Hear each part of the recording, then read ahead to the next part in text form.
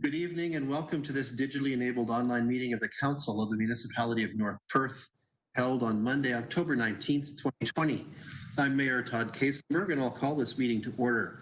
I ask the Deputy Clerk to note our starting time for the minutes as 7 p.m. Today's meeting is being streamed live on the Municipality of North Perth YouTube channel and will be available there after the meeting as an archived video. Anyone who is invited to speak will be recorded, and their voice, image, and comments will form part of the live stream. The chair and/or the clerk have the discretion and authority at any time to direct a termination or interruption of live streaming. Such direction will only be given in exceptional circumstances where deemed relevant. Circumstances may include instances where the content of debate is considered misleading, defamatory, or potentially inappropriate to be published. Thank you all. Welcome to those joining us via the YouTube channel. Welcome to councillors and staff and delegates who will participate in this meeting. At this time, I invite your decorum over the course of the meeting. I advise that I have attendance regrets from Councillor Duncan this evening. Have you been kind to someone today? These times continue to put us to various tests. Our best approaches to living follow the simple advice of Mr. Rogers. Be kind, be kind, be kind. With that, let's move on to item 2.1 of our agenda pertaining to pecuniary interest. For the benefit of those unfamiliar with our council practices, provincial legislation requires councillors with a potential pecuniary or financial interest in any item at the council table to declare this interest and to remove her or himself from discussions and voting on the item.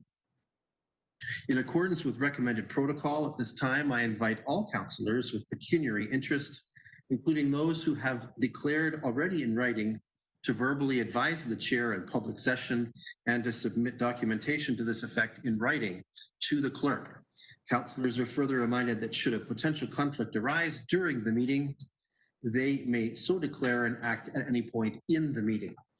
First, I'll call on Councillor Anstead. Thanks, Mayor Kaysenberg. I'd like to declare a pecuniary interest on item 5.4.1, the accounts, as my son attends the St. Mary's daycare, and also on item 13.1, the confirmatory bylaw. Thank you.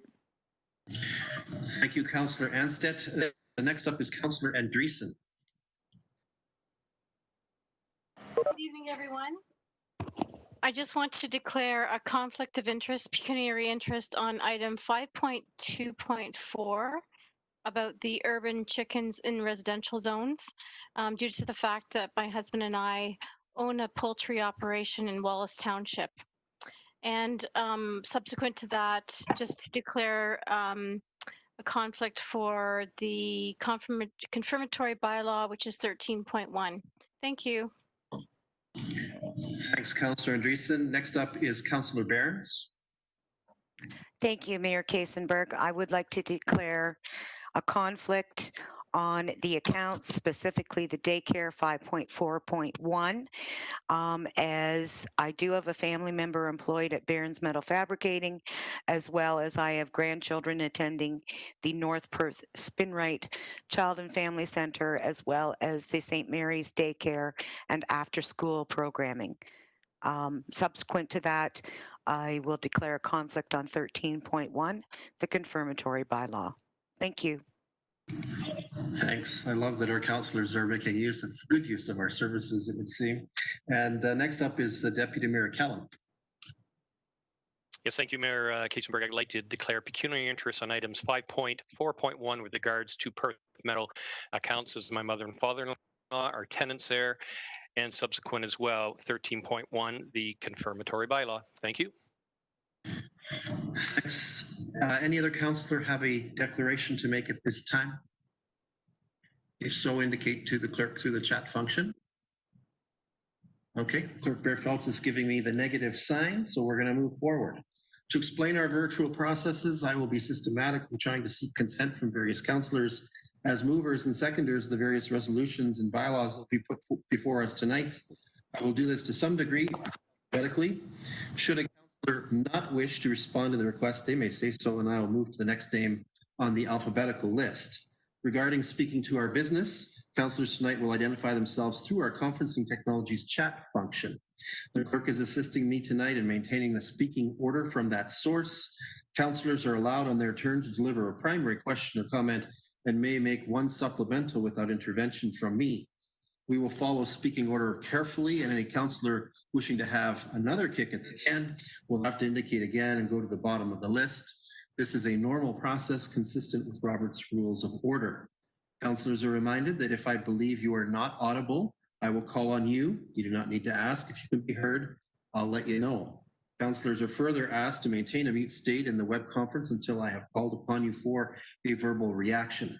Should any of your votes not show up in eScribe, I will call on you when things seem stalled to register a manual vote. At that time, take yourself off mute, answer yes or no on the motion, then return to mute. Our deputy clerk will add you to the vote. That brings us to item 2.2 on our agenda. I have a motion before me for the adoption of the agenda of tonight's meeting that reads as follows, that the agenda for tonight's meeting as amended be approved. The has an addition, so let me set that up so she can tell you about that. Just one moment, please.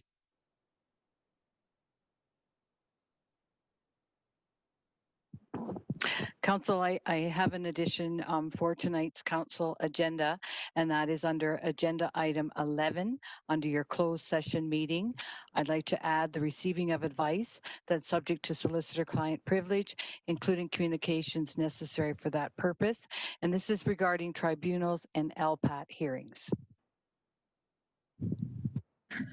Thank you, Clerk Fairfield. So as I read earlier, the motion for our consideration is as amended, be approved per the clerk's guidance. Councillor Andreessen, can I call on you to serve as our mover for that one? Yes, I'll make that motion. Thank you. Thanks. And Councillor Anstead, will you second that? Yes, I'll second that motion. Thank you. Thanks. Any discussion or debate, Council? Seeing none, let's have that vote.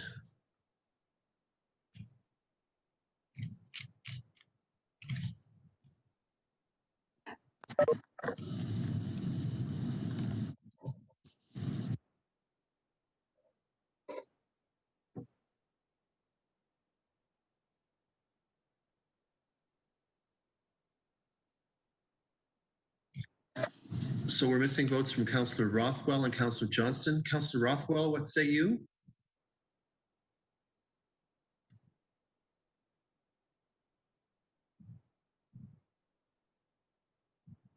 Councillor Rothwell, are you with us?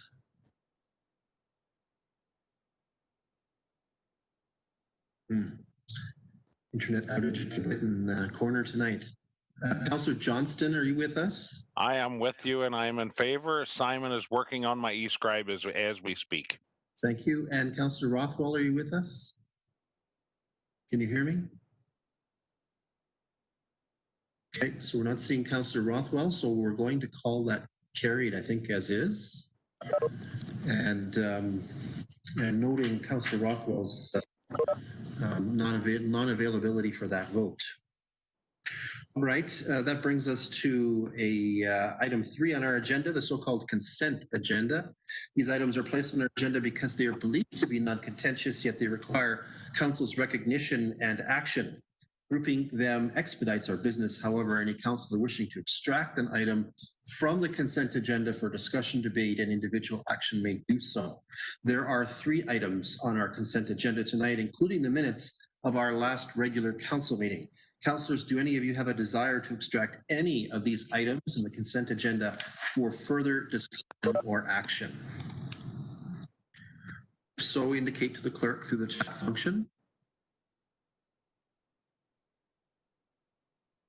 Clerk Fairfield, anything? Okay, so I have a resolution for the consent agenda that for our consideration that reads as follows, that consent items 3.1 to 3.3 be received for information and the minutes of the October 5th, 2020 regular council meeting be adopted. Councillor Behrens, can I call on you to serve as our mover for that? Yes, I will move that motion. Thank you. And Deputy Mayor Kellum, will you second that one? Yes, I will second that motion. Thank you. Any discussion or debate on the consent agenda resolution? Seeing none, let's have that vote.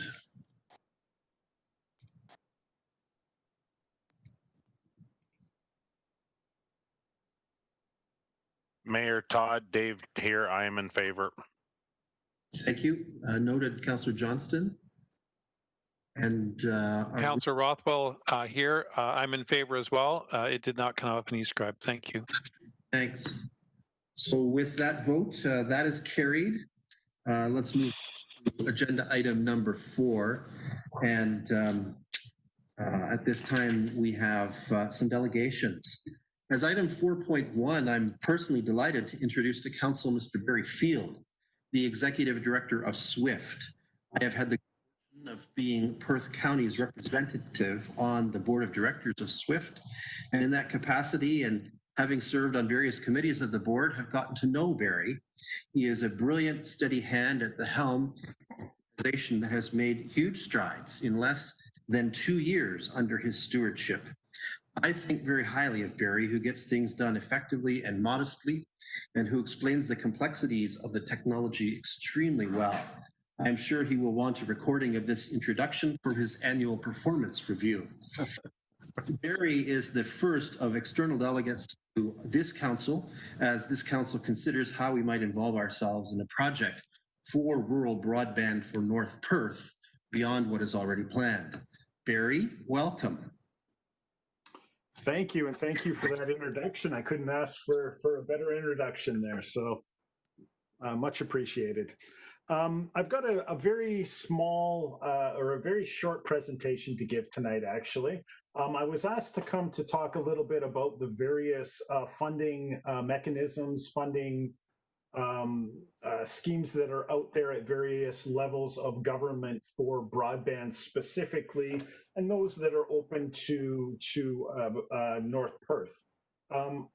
I'm not sure if I've got control of the screen here. I don't think I do, but I would ask whoever does have control to just move forward actually to the next slide there. So within the SWIFT program, so we currently have an RFP out for Perth County as a whole, as many of you may be aware. We're expecting that to close later this year. And there's not a lot I can say about that right now. It is an open procurement, so I won't talk too much about that. But within the SWIFT program, there is the opportunity for what we call SWIFT Plus funding. And what SWIFT Plus funding does is it allows for municipalities, either at the upper tier or at the lower tier, to provide additional funding to SWIFT in a certain number of scenarios. The first scenario is what we call residual projects. And this happens when we've gone through, we've done the procurement, and let's say, for example, that we've spent all of the money in Perth County, but there's a really good project sitting out there in North Perth that is a project we would have wanted to have funded, but we just ran out of money, didn't have enough money to fund it. We would then come to both the upper tier and the lower tier. We would talk to you about this project. We would describe the merits of the project, what it would deliver, and we would give the municipalities the opportunity to decide if they wanted to fund that. In some cases, both at the upper and the lower tier, municipalities have some money tucked away for broadband development, and this might be an area where they would want to invest. The good thing about this is it's a tangible project. You know exactly what you're getting. You know exactly how much it would cost you. The schedule, the deliverables, all of that is predetermined, and you have the opportunity to decide whether you want to fund that specific project or not. The other thing we can do via the SWIFT Plus vehicle is to actually run a procurement on your behalf. So what we could do, again, this could be in the upper tier or the lower tier municipality. We can do it either way, but we could run a procurement that's specific to the needs of the municipality. The existing SWIFT program is very much focused on our contribution agreements with the province and the federal government. So we have to, through that procurement, we have to make sure we're getting the outcomes that the province and the feds are looking for. The the procurement itself is set up to accomplish those goals. It doesn't necessarily target what North Perth, for example, might want to see out of a broadband procurement.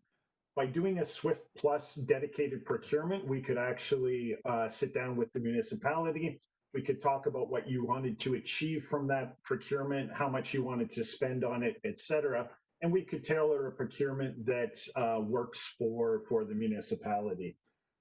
Again, we could base it on the existing SWIFT model, or we could tailor it completely to your needs, depending on what you wanted. Again, it's your money, so we would be flexible with how we spend it. But what you really get out of that is you get the SWIFT resources, the expertise that we have in-house with broadband, with the technology, and with running these sorts of procurements. So that's really what is available to all municipalities through the SWIFT Plus funding vehicle. But there are other opportunities out there above and beyond SWIFT that I wanted to talk a little bit about as well. If we could go down to, I think it's the next slide. That might just be, yeah, exactly. So let's move on to the next one. So there are currently 3 programs out there right now that are being run by a combination of the feds and the province. The first is the CRTC's Broadband Fund. It's a $750 million broadband fund over, I believe it's 5 years they're spending that money. Unfortunately, that program is closed, so it's closed to applications, and the CRTC is currently reviewing all of the applications they have, and they will start making announcements, I think, early in 2021. They have started making announcements with a subset of that program that was dedicated to northern communities. But as far as Southwestern Ontario goes, we shouldn't expect to hear anything from that until 2021. Again, that was an application-based program, and ISPs, or internet service providers, would have had to have applied to that program specifically with a certain project in mind in order to get funding for it. The second one is a program run by ISED, so that's Innovation, Science and Economic Development Canada under Minister Baines. That's called the Universal Broadband Fund. There is 1.1 billion. There's actually more than that, but some of it's dedicated to low Earth orbit satellite. So there's 1.1 billion dedicated to terrestrial broadband. That application program has not opened yet. We are expecting on November 4th, Minister Baines is presenting at the ISP Summit, the Canada ISP Summit, and there's a strong indication that he'll be announcing that program at that meeting on the 4th, so we look forward to that. I can't speak too much about what the conditions of that program are until it's announced and the conditions are released, but it will be a subsidy-based program, much like the CRTC program. We don't know what level of subsidy will be offered, whether it will be 2/3 or more. But once that's opened, we will provide more information through SWIFT. We'll do a little bit of a summary on the program to send out to all of the municipalities so that they know how to apply and the key dates and the requirements and all of that. We fully expect that will be an ISP, or an internet service provider based program. So we think that it will be open for ISPs to apply to. Not 100% sure about that yet, but it looks like it's leaning that way. Municipalities might be able to apply. I'm not sure until that comes out. The next program is a provincially run program. It's a $150 million ICON program run by the Ministry of Infrastructure. It is currently open. They've already gone through their first application intake, which had a very, very strong showing, and they're into their second intake currently. I don't have the dates up here on this screen, but I can provide those in some subsequent information if you like. Even though that this program it only enables up to 25% subsidy, what it will do is it will allow you to leverage other programs to top up that funding. So for example, it will work in kind of combination with the Universal Broadband Fund. So what might happen is you would apply to the ICON program, get your 25% provincial funding through that program, and then use that to apply to the UBF to get additional funding from the federal government. So there is some coordination that will be happening there. I can't say until, again, the UBF is announced as to exactly how that coordination will work. But because of the limited subsidy in the ICON program, they are looking to leverage other federal programs to top up that funding. The next program is really the Canadian Infrastructure Bank Growth Plan. Many of you may have seen the announcement that came out from the federal government 2 or 3 weeks ago now, where they indicated that they were topping up the CIBC fund specific to broadband. It will be $2 billion. Subsequently, it was a $1 billion fund. Now, keep in mind that this is a loan program. It's not a subsidy program. And the details are yet to be broadly released, but we don't expect the program to change much from what it was when they had $1 billion in the pot, so to speak. So again, we expect it to remain a loan program that is looking at the ISPs, to lend money to ISPs and the private sector to invest in broadband throughout Canada, including southwestern Ontario. Now, I'm a little skeptical of that program, if I'm being honest, because the problem with broadband in rural areas is not necessarily the lack of access to capital. It's the lack of a business case to eventually turn a profit through investment. So we hope that program is tied to some increased subsidy from the federal level. We don't know that yet, but we hope it is, so that it can work hand in hand with increased subsidy that would actually allow ISPs the subsidy on the one hand, and then the access to favorable loan terms through the CIB on the other hand. SWIFT has tried in the past to see if our square peg fits into their round hole, so to speak, but we haven't been able to come up with a working solution that allows us to utilize the CIB. We're still talking to them. In fact, I had a meeting with them this morning. We hope that through further discussion and we will be able to come up with some solution that allows the SWIFT program to kind of piggyback onto that loan program, to allow the participants in the SWIFT program to actually access that loan. One of the problems in the past has really been the CIB is looking for very, very large loans. They're not necessarily interested in lending out $1 million, $2 million, $5 million here and there. Their bottom line is probably somewhere around 50 million, and there's an indication with the amount in the bank going from $1 billion to $2 billion that minimum amount might actually go up. So we haven't really been able to find a fit, mainly because of that. Our projects on an individual basis are much smaller than that, so there really isn't an opportunity for any of the participating ISPs to require 50 million, quite frankly. I wish it was the case, because that would mean we have a whole lot more funding. But as it stands now, that is it seems to be the way the CIB program is going. Now, all of these programs that are out there, they're open to North Perth. They're open to every municipality. Typically, you need to have an ISP, or again, an internet service provider that's there with you in the application process, or in many cases, they will be the applicant themselves.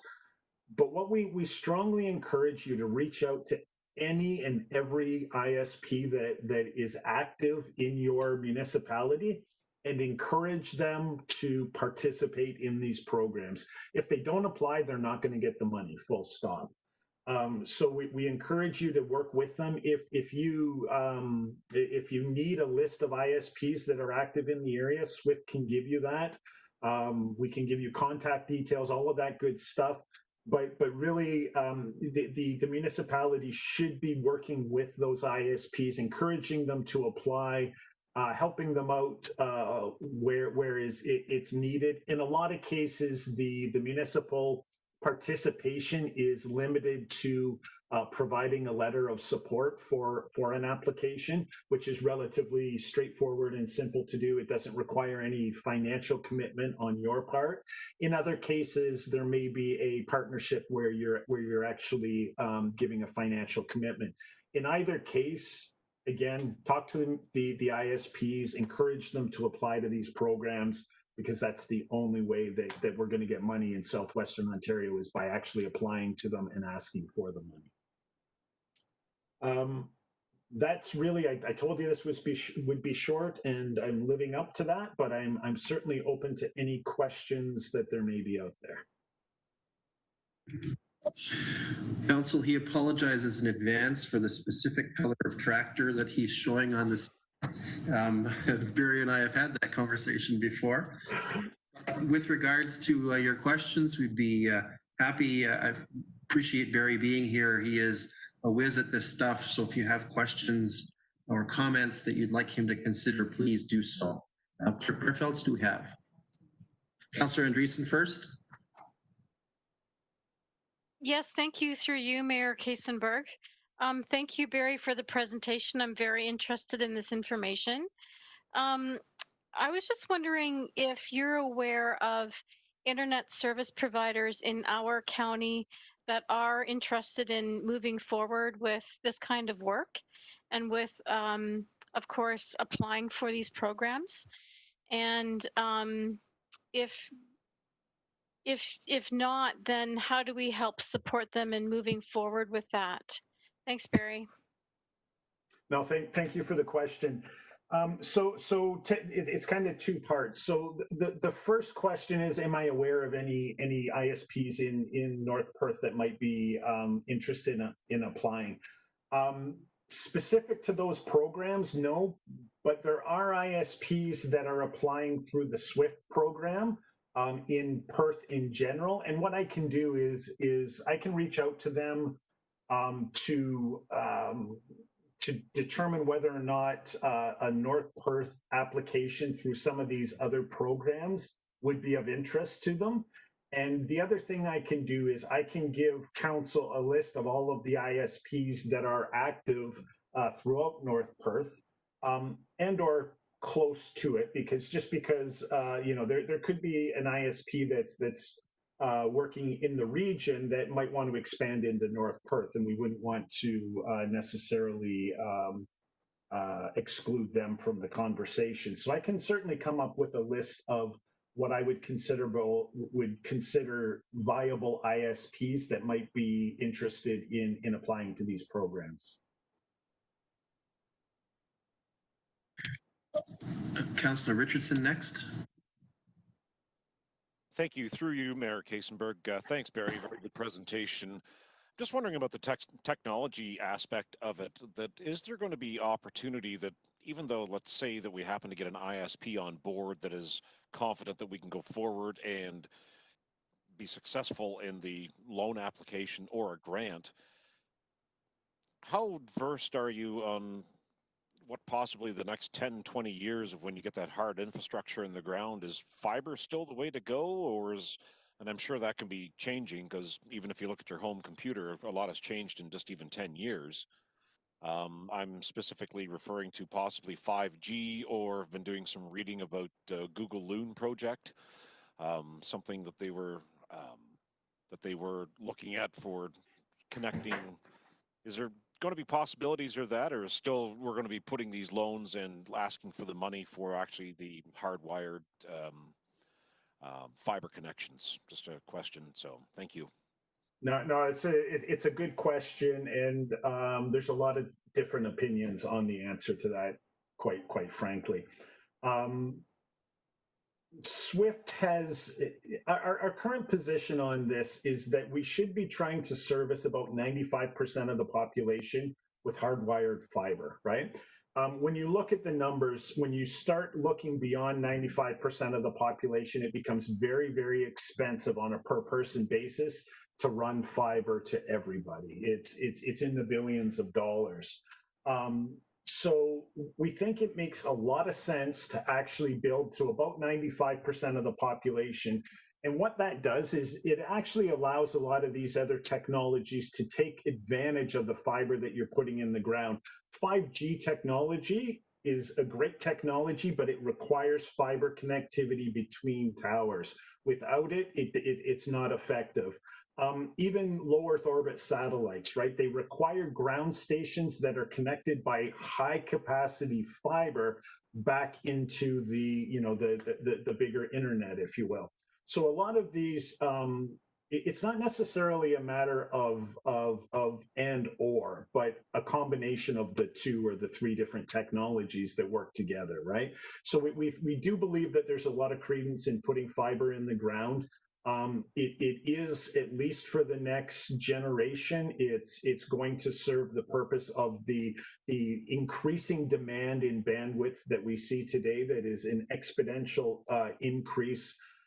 Year over year, it just goes up and up and up and up. The current and historically, the way we've solved this is we've kind of leapfrogged, right? As the requirement goes up, we do the next best technology as far as subsidy goes.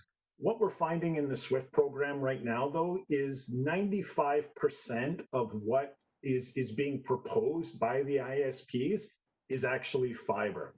So they're not necessarily interested in putting in anything else but fiber right now. And that's part of the equation you have to take into account since you're partnering with an ISP. What is their strategic plan? What's their technology plan? I do believe, though, that those other technologies have a part to play. I don't think that they're going to service the broad population, but as you get down to those last, percentages, 5%, whatever that may be, there's a very important part for wireless and LEO and other technologies to play. Hopefully that answered the question. Yes, thank you so much. Anyone else on council with a question for Barry? Well, on behalf of North Perth Council, Barry, thanks for taking some time out of your evening to join tonight. Your explanations were brilliant as always, and appreciate you taking our questions and giving us the lay of the land for the funding programs that are available from other levels of government at this point in time, and for the opportunity that SWIFT brings to our community and so many of our neighbors and friends in Southwestern Ontario. So appreciate it. Have a great night, Barry. Thank you. I appreciate the opportunity. I know. Bye-bye.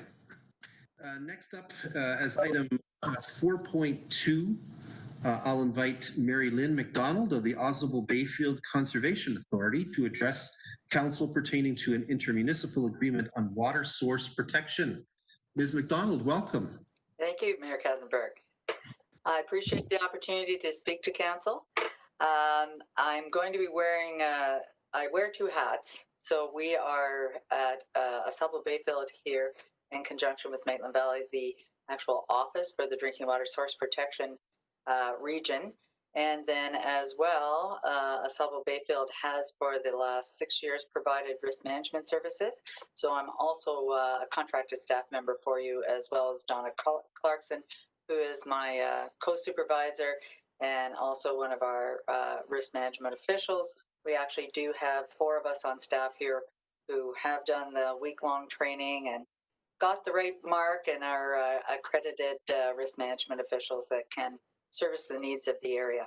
So I appreciate this opportunity because our agreement is coming to an end December 31st, and I wanted to be able to show you what the new proposal is and what's happening in source water protection at this point in time. So if we could go to the next slide, please. Thank you. For just a little backgrounder for some of you who may not be as familiar with drinking water source protection, the Clean Water Act came into effect in 2006.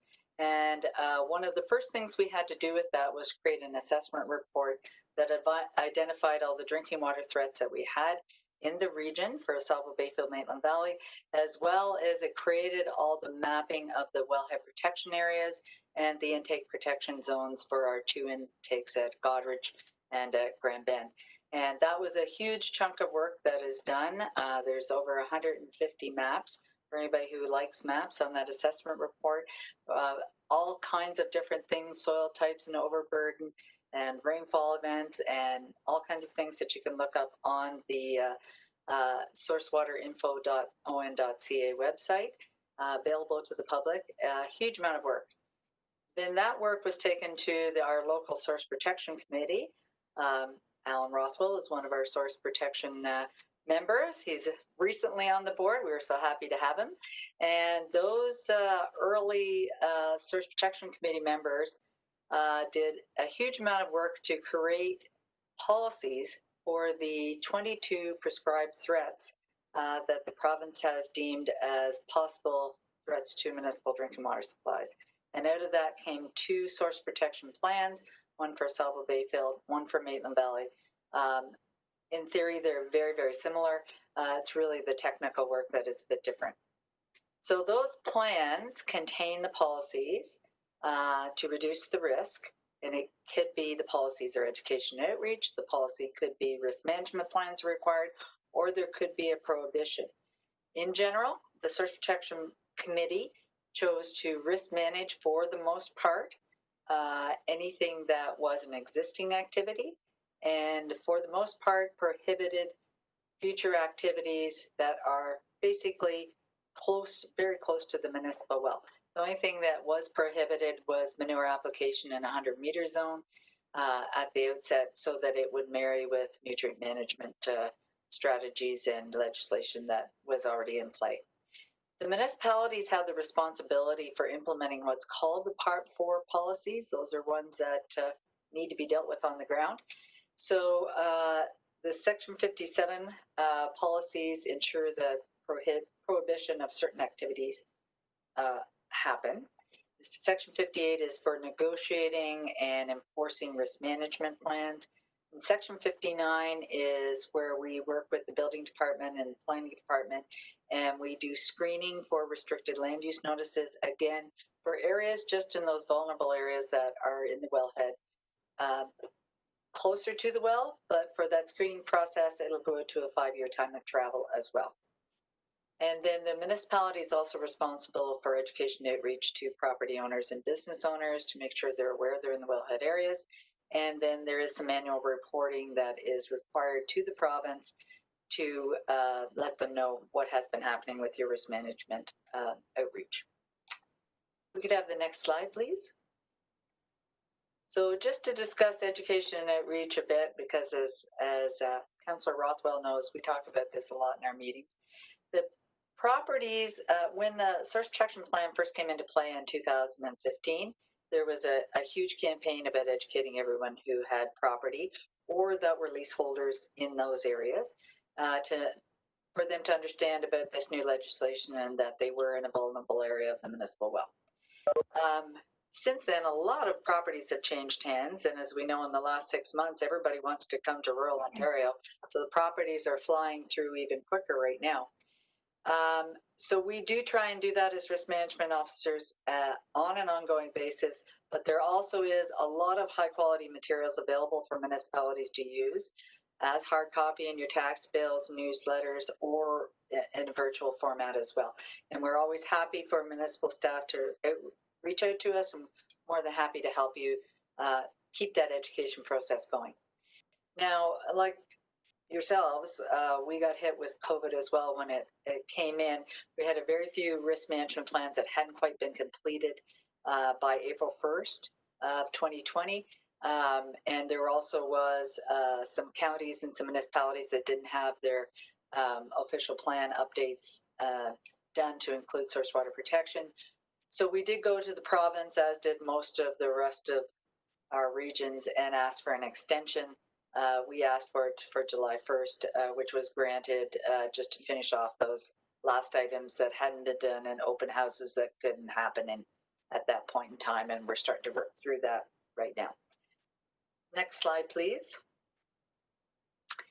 So municipalities have the obligation to do Part 4, implement Part 4 on the ground, but they do have the option to delegate it to other agencies.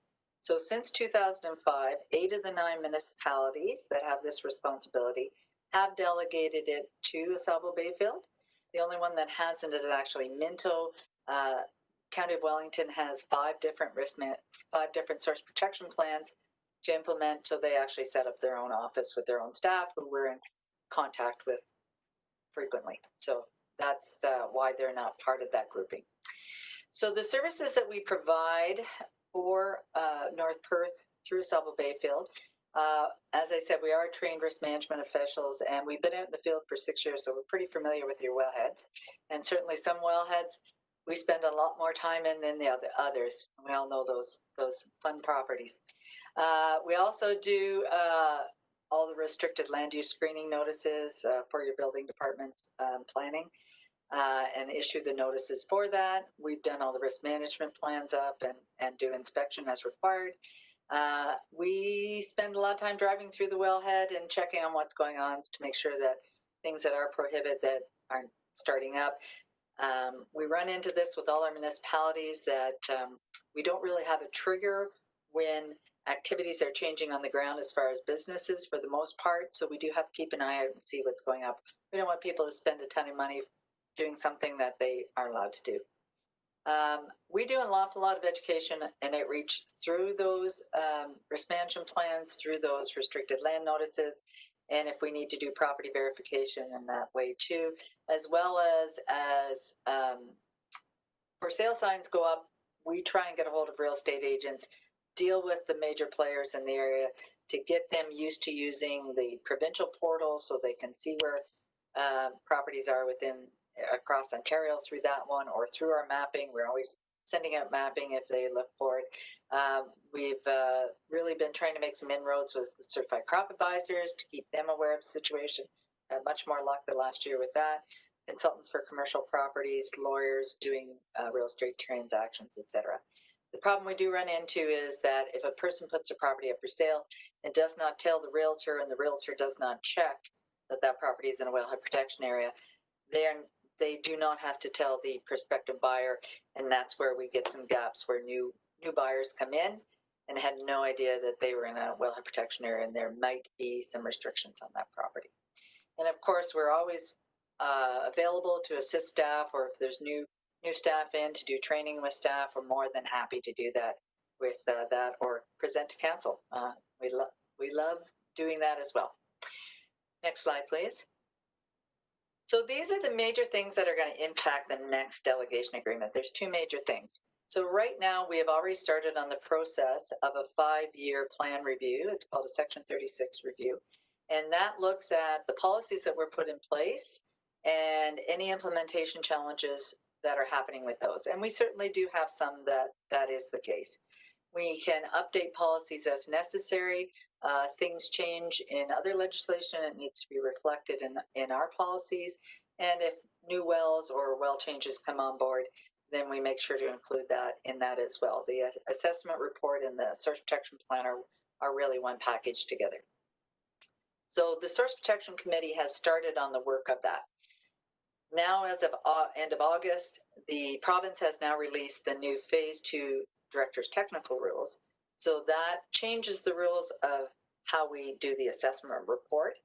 That really won't affect us too much, but what is going to affect us a lot is those changes to the 22 prescribed threats that the province has deemed. And the big ones that are going to affect our region here is salt, snow, fuel, and chemicals. So the proposed rule changes and the director's rule changes are on the EBR until November 9th.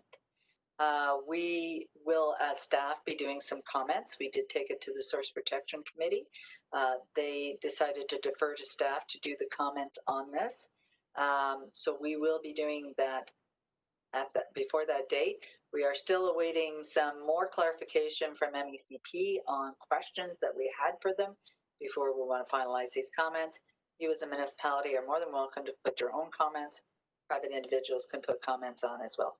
It's whoever would choose to do so, that is fine. So needless to say, these technical rules feed back into that Section 36 review, because then we're going to have to update the policies to reflect these circumstances change. And many of our policies actually do talk about the particular circumstances. So there's a lot of work to do there. Next slide, please. So here's a little synopsis of where we see these rules falling out. So for salt application, calculation was done 10 years ago based on a 1 kilometer grid of what the impervious surface was in the wellhead protection areas. And at that point, if it was more than 80% impervious, then salt application was considered a significant threat. And now they're looking at changing that to 30% impervious surface. So we would go for, in our region, from having no one that met that criteria to half the wellheads meeting that criteria. And in North Perth specifically, it would be Atwood, Listowel, Gowanstown. Molesworth is the only one that won't meet that criteria. So we would definitely have risk management plans that we would have to do, and quite a few of them. For salt storage, it's gone from 5,000 kilograms to 20. And so needless to say, that would really make a big impact. And the risk management plans will probably depend on what the Source Protection Committee decides to do. They might decide that it's just education and outreach for homeowners, and the risk management plans would be with commercial. But that's yet to be determined. And again, these numbers aren't firm yet. This is still proposed. For snow storage, it went from 1 hectare to all snow everywhere. So that would take in Listowel an awful lot of parking lots, definitely, for snow storage if we go to that. And it's just the nature of where your wells are and where the wellheads fall. Above ground fuel storage is another one that they have changed. Previously, fuel storage was 250 liters below grade, so that would take in all your basement home heating, or 2,500 liters above grade. There seems to be a bit of a break in tanks at about 2,000 liters, and some of that I think was so that it didn't meet some of this criteria, and I think some of that was for insurance as well. Now they're looking at moving it to 250 liters anywhere. So that would catch then all above ground home heating fuel, all those commercial tanks, and we certainly have some in North Perth that are going to be affected by that, for sure. Chemicals. This acronym here, DNAPLs, is for dense non-aqueous phase liquids. So it's heavier than water, and it would be things like metal paints, degreasers, metal cleaners, creosote. You think of things that are heavy, and if you put them in a pail of water, they're going to sink to the bottom, or you need a solvent to clean it up. Those are in general DNAPLs. So when the Source Protection Committee originally made their policies, they put a limit of 25 liters. That way it kind of eliminated everybody that was just household products, because sure, people all have WD-40 and rust paint and things in your garages. So that just eliminated that and looked at more commercial uses. Now what the province is looking at going to is this list 1, which is basically a brownfields list. So it's looking at businesses most likely where you would find contamination, if you were going to find contamination. So that would really change how we do what we are doing for risk management plans for DNAPLs. And right now we do risk management plans with retail operations like paint stores, Rona's, Canadian Tires, Home Hardwares, auto parts stores, that sort of thing, because they do carry quite a bit of this. And then that would drop that, but then what it would pull in is all the auto service garages out into a 5-year time of travel. So that's going to pick up all your auto road, which right now we don't do because we don't deem them as having DNAPLs. It's more of a waste oil threat. And with waste oil, we only look at that when it's in the 100 meters or where it scores 10, maybe in a little bit of a B. So it would really change how things work.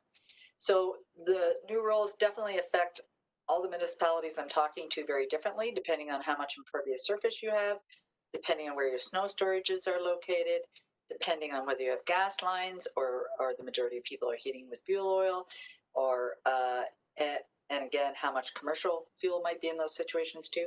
And really the amount of commercial industrial areas versus residential areas in those wellhead protection areas. Next slide, please. So this is just a little synopsis of risk management services across the region, what we've done. This was till September 10th. We've probably done about 275 Section 59 notices, about 100 risk management plans. With these rule changes, the way they have them written right now, we could look at doing 100 more risk management plans if they go through the way they are, and depending on what the Source Protection Committee decides to do with their policies to reflect those rule changes. Next slide, please. So for this services proposal, I'm calling this transition years for 2021-2022, because as we all know, things don't move quickly in the provincial government all the time. So these amended rules, once after November 9th is gone, will come off that EBR. They will go through, they will look at all the comments, they will decide what they are going to do for the finalized rules, and then they will be reposted as the final options. And then in 2020, and when that's done, that should be in 2021, then that'll go back to the Source Protection Committee, and then the Source Protection Committee will start to look at what is the finalized rules, how is that going to affect the policies we have in place right now, how are we going to revise those policies to reflect those changes. Then that will all be rolled up in that Section 36 plan review with the work that's already been done. There's some wellhead changes that need to be added to that. Any of those odds and ends go into the package. That goes up to the province, and that has to be fully reviewed, and then it will be approved by the minister. And once that approval comes through, then everything is in play. So in those first 2 years, we'll still be doing our regular risk management services that we always do. We just will definitely not be doing as much risk management work because we've pretty much got the first round done. Certainly properties will change hands and we'll have to redo it with the new owners. Activities will cease, so we'll have to void some of those risk management plans, especially with a lot of our farm ground. Leases change and we have to do it up with the new farm leaseholder. So there's certainly risk management work that'll be done, but not as much as what we would be doing normally. But when we get into that third year, and this is assuming everything is going as we think it will, a couple of years should clean this up. Then that third year in 2023, then there's going to be a lot of work to do to try and implement those new rule and policy changes, as well as do the regular risk management work. Next slide, please. So there's the 8 municipalities that have previously been part of this delegation agreement. How many wells they have. We did a very simple well complexity scoring of 1 or 2. Donna and I have been out and about. We talk to the municipal staff all the time. We pretty much know where they're going, what's being planned, what's happening, developments, wells, that sort of thing, and have pretty good idea of the players on the ground and how much work it is. So we just did a very simple complexity score on that. The fixed program costs have not changed since we did this 3 years ago. That's the same cost. We know municipalities are hurting like everyone else. So in those transition years, not huge costs on that additional risk management services. But then Donna and I took a really hard look at, if these policies go through more or less the way they are now, who's going to have the most work? And I'm sorry you guys pulled the short straw there. Definitely you will have the most work. You are the largest urban area we have. You have a lot of industrial commercial area in those wellhead areas. And we just presume there's going to be more work in those areas. So for that third year, definitely there will be more work. And these numbers are based on the assumption that all the municipalities would come back in. If some of the municipalities choose not to, then we would have to revise these figures somewhat to reflect that. Next slide, please. So just for a little bit of comparison, these are the middle row. There is our costs for this proposal. You can see in the far right column that was the cost from the previous 3-year proposal. We've adjusted this costing by about $60,000 overall, and everybody's price comes down. Some more than others. Again, depending on the factors of those wellheads and what's in them, and where we're anticipating these changes. Because again, last time we went out and we were doing risk management services for you, we were looking at implementing risk management plans over 22 different threats. Really, with these changes, we're just looking at those small number of threats that are going to have the biggest impact. And the biggest impact is definitely going to be in the urban area for the most part. So that's what I have for a presentation, folks. I'm sorry that is a huge amount of information to go through in a very short period of time. Usually when we're doing this with Source Protection Committee, we take about 50 minutes to go through that. So we've hopefully done that in less than 15. But if you have any questions, please let me know and I'll try and answer them for you. Thanks, Ms. McDonald. Council, any questions or comments? Councillor Rothwell?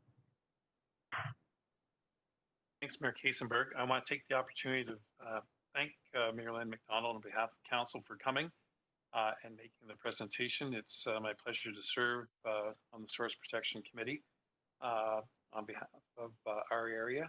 And I also would note that we are the third presentation, I believe, that Mary Lynn is making here this evening.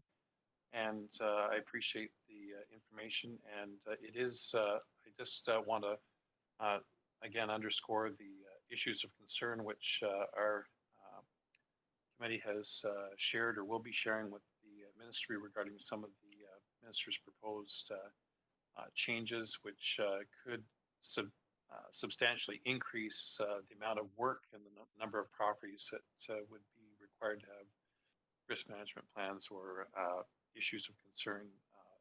The snow piles and so on would be a huge issue, as well as some of the figures in terms of salt storage. So anyways, I just again want to underscore our thanks to Mary Lynn and look forward to Council's discussion regarding possibly renewing the agreement. Thank you. Thanks, Councillor Rothwell. Councillor Barron's next. Yes, thank you, Mary Lynn, for the presentation. It is a lot of information, but we do appreciate you coming and giving us your expertise. My question would be is the pricing that you've presented, and you kind of touched a bit on why North Perth workload is so much higher than everybody else's. But I guess that's assuming the worst case scenario in that all of the legislation as it's been presented is going to go through. What happens to the pricing if that isn't the case? Because we have seen sometimes where it becomes almost overwhelming, the amount of regulation, and sometimes regulation changes. Like you have mentioned in your presentation, you know, they set a limit so that it doesn't include every farmer who has a workshop type thing. So how would that pricing change? And it's very difficult for us to say, yes, we're going to sign up for 3 years. We understand that is, I'm going to question the worst case scenario, or that is the price irregardless of what legislation comes to be. Right, and it is a good question, and I will be honest, Councillor Behrens, that when we were doing this guesstimate, we were superseding the Source Protection Committee somewhat because we were making the assumption on that residential would just be education and outreach. We were making some assumptions that the Source Protection Committee, if this legislation goes through at these thresholds, which are a huge change, or even somewhat a little higher than that we are really just looking at commercial industrial properties, that we wouldn't be looking at all residential properties. Because if we were going to do that, it would be off the map. So we were actually trying to do this in a realistic manner, and what we thought was probably going to have to happen. Keeping in mind that in your listable wellheads, there is an awful lot going on right in your wellheads, like certainly by far more than any other municipalities that we have. So there is a lot of commercial industrial activity there, which is going to pick up. Do I think that salt application is going to go through in that impervious surface? Maybe not at 30%, but I think it will be something quite close to that, because and it's basically being pushed by the Region of Waterloo Wellington, because the previous rules have not even touched their problem at all. In fact, the problem is worse. So they are pretty desperate to really push this agenda forward. And the same with the fuel. And when I talked about the eastern regions, part of the problem there is with the high water we've been having, a lot of those regions, it's intake protection zones, and there's a lot of marinas. And marinas, fuel tanks were underwater, but those fuel tanks weren't covered under source protection as significant. So I think that for some of these things, they're going to go through pretty close to what they have here. We are definitely going to be writing comments, and we do not have an issue at this point in time with salt in our area. Not that we don't want to be cautious with salt. Definitely the fuel tanks, we'll definitely pick up some with that. My own gut feeling is we're going to be pretty close to what we've got here. That this isn't going to change dramatically. Maybe the snow storage for 20 kilograms, which is what everybody will have in their garage, that may change a bit. But I'm really anticipating that this is probably going to go through pretty close to what we've had, because sitting on the other side of the table, I have heard this for 5 years, that these are not stringent enough, that we need to have this. And I hear it at chairs meetings, and I hear it at project managers meetings. And the reality is that we are in a very good position in this area. We're very lucky that we do not have a lot of threats and issues and problems in our wells, but a lot of other people do. So can the numbers change? I think anything in this world is possible, but the reality is with those technical rule changes is I think they will be pretty close to what you're seeing there.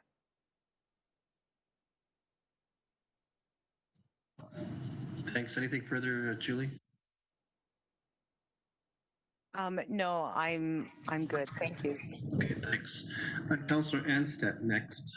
Yeah, thanks, Mayor Kaysenberg, through you. Thanks, Mary Lynn, for your presentation. And I kind of just wanted to pick up a little bit on what Councillor Behrens had asked, and you kind of touched on it as well. My question was just surrounding the neighboring municipalities and the neighboring conservation authorities. I know you mentioned that these numbers, you don't see them changing. Where are other conservation authorities at with their numbers? Are they in the same ballpark as us? As far as the number of risk management trends and threats they'll have, is that what you're asking? That's right. Yes, thank you. Oh, some of them are going to be far, far, far worse than what we have. Like, it's going to be huge. Yeah. So, and that's where, and you got to remember, there's two pieces to the puzzle here. So you've got the threats and the rules, and then you have the Source Protection Committee and what they decide to do with those. And again, having been with our Source Protection Committee for a long time, they're a bunch of very level-headed people, and I think they will do their best to make this realistic policies, because even the wellhead protection areas, if you go on to Source Protection Ontario and just pull up the interactive map, you will see that some of the wellhead areas in some of the urban areas basically take in hundreds of thousands of people. So how could you possibly do residential risk management plans with that sort of thing? When you're talking 20 kilograms of salt, everybody's going to have that. So yeah, again, we're still in a pretty good position compared to what some of the other areas are. They're looking at 4 and 5 times the amount of risk management plans if this goes through the way it is. But again, they may go back to their source protection committee to see how they can adjust the policies to make it realistic. Okay, thank you.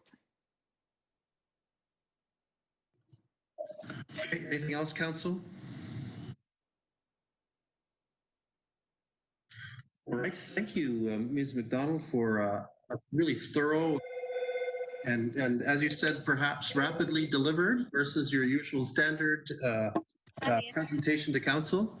Certainly appreciate the insight into this. This is an area that's somewhat new to my mayorship, so I got a good tutorial tonight. Thank you very much. You're welcome. And if there's other questions afterwards, feel free to send them. Thank you very much. Thank you. Yeah, I should be done by about 9. Councillor Andreessen, you're not on mute. There we go. Okay. So, Council, I have an action here that it has been proposed to us that essentially we sign on. And the resolution that I have for our consideration reads as follows: that bylaw number 122-2020, being a bylaw to authorize the signing of an agreement, be introduced, read, and read a first, second, and third time, and be finally passed. And that the said bylaw be signed by the mayor and the clerk and sealed with the seal of the corporation. Can I call on Councillor Johnston to be our mover for that one? Yes, I would gladly move that, Mr. Mayor. Thank you. And Councillor Richardson, will you serve as our seconder? I will happily second that. Thank you. Great. Council, any discussion, debate, or further questions? Or else anything? Okay, let's have that vote.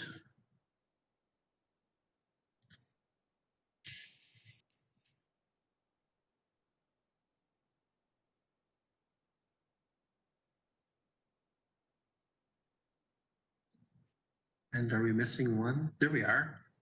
And that is carried. We have all 9. It's like these Skype problems have been troubleshot. Thank you, Simon, wherever you are.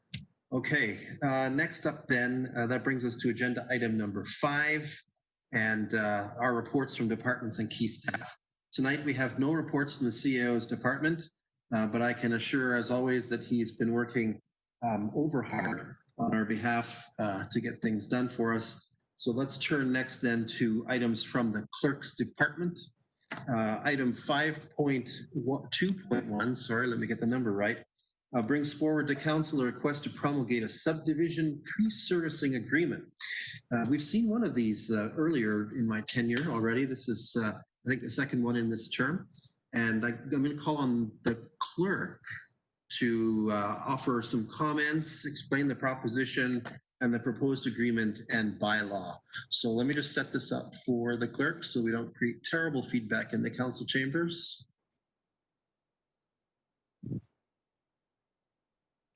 Council, actually, Deputy Clerk Beer, as well as our Manager of Operations, Lyndon Coach, is actually more responsible for this report and moving forward with the pre-servicing agreement. But we have been approached by the developer to enter into this pre-servicing agreement, which is a standard practice in many other municipalities and allows the developer to move forward. If council has any questions regarding this agreement, I'm sure that Mr. Couch would be happy to answer any of the questions. Thanks, Clerk Feltz. Okay, council, any questions or first comments on this matter?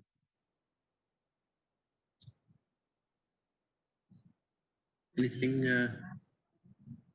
Okay, so we have a technical concern in the chamber, but should we pause for a moment or no?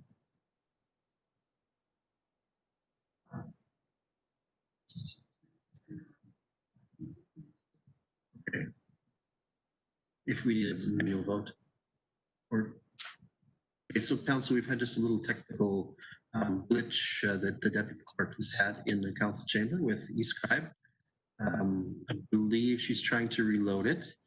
So who would like to sing a happy song at this point?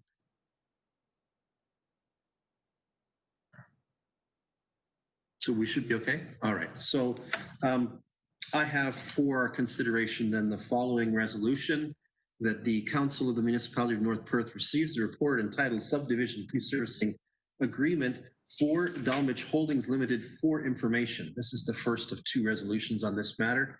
Can I call on Councillor Rothwell to be our mover for this one? I'll move the motion, yes. Thank you. And Councillor Seiler, will you serve as our seconder? Yes, I'll second that. Thank you. Okay. Any discussion or debate, Council? Or singing of happy songs? Seeing no indication of that. Come on. Where are the singers amongst us? Seeing no indication of that, let's try to have that vote and see whether it's working. It's working here.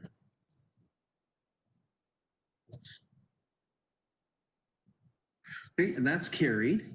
Next then is the bylaw pertaining to this matter, a draft for our consideration that reads as follows.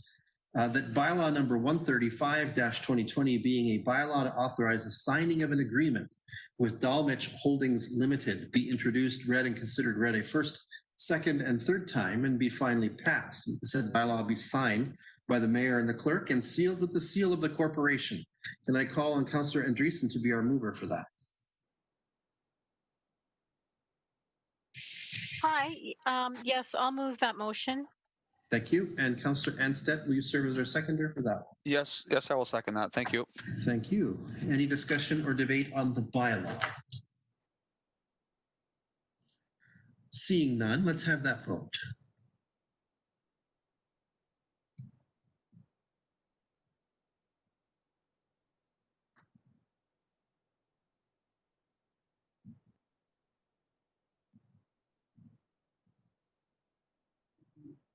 And that is carried. Thank you, Council. Let's move on to item 5.2.2. In this, Council is provided with a report from North Perth planner Sean Yilmaz, which outlines a request to remove the holding symbol and provisions due to compliance for Twomley Street and lands to be developed in that area as recently encountered by this Council. I'll ask Mr. Yilmaz to review the proposed matter. Welcome, Sean. Hello, good evening, Mayor Kaysenberg, members of council. An application has been submitted in order to remove the holding provision on the subject lands and allow the construction of two four-story apartment buildings. Each apartment building contains 59 units for a total of 118 units. Council may be familiar with this property as it was part of a recently approved plan of subdivision known as the Nickel Subdivision. The property is within the site-specific residential R5-16 zone with a holding provision. The provision is identified as H2 and effectively requires evidence that all financial and servicing requirements for the proposed development have been met. The site-specific provisions, that is R5-16, only permit stacked townhomes and apartment dwellings at a minimum density of 60 units per hectare. The proposed development consists of the 118 apartment units, which translates to 73.1 units per hectare. Staff confirms that all financial and servicing requirements have been met for the proposed development. The development conforms to the policies of the County of Perth official plan and meets the requirements of the North Perth zoning bylaw. As such, it is staff's recommendation that council approve the application for the removal of the holding provision. Thank you. Thanks, Mr. Yilmaz. Questions or first comments from council? Clerk isn't giving me the sign that anyone is looking to speak, so let's consider our two resolutions here, one being a bylaw. The first is a resolution that the Council of the Municipality of North Perth approve the application for a zoning bylaw amendment for the removal of a holding symbol -H2 affecting property described as Block 78, Plan 44M74, Elma Ward, Twomley Street in the Municipality of North Perth, as the conditions for removal have been met. Councillor Behrens, can I call on you to serve as our mover for that? Yes, I will move that motion. Thank you. Thanks. And Deputy Mayor Kellum, will you be our seconder? Yes, I'll second that motion. Thank you. Any discussion or debate, council? Please so indicate to the clerk. Seeing none, let's have that vote.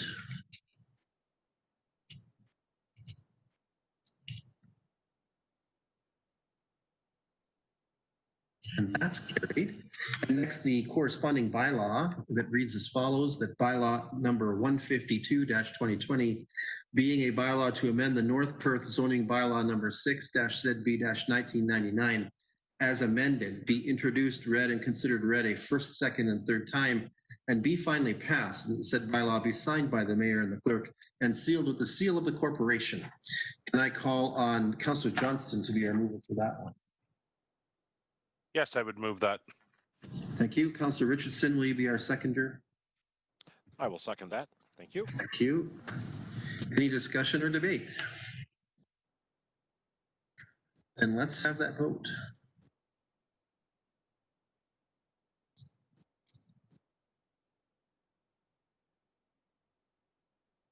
And that's carried. Thank you.